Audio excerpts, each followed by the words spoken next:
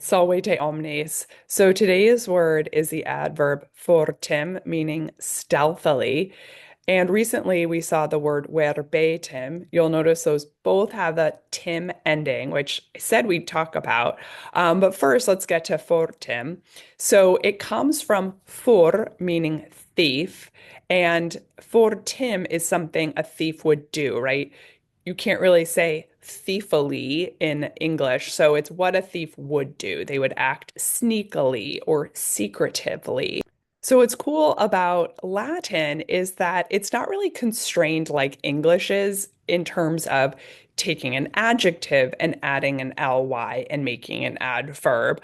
In Latin, you can really do that with a bunch of different words, right?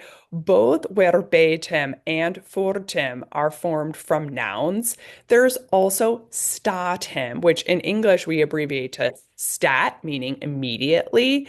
And that is formed from adding the im to a verb, stat, he stands. There's also interim, which in English and in Latin mean in the meanwhile, and it comes from a preposition, inter, between. So it's that in between, in the middle time. And there are a bunch of adverbs that end in im and tim that buck the trend of how we think of an adverb typically is formed. Walete.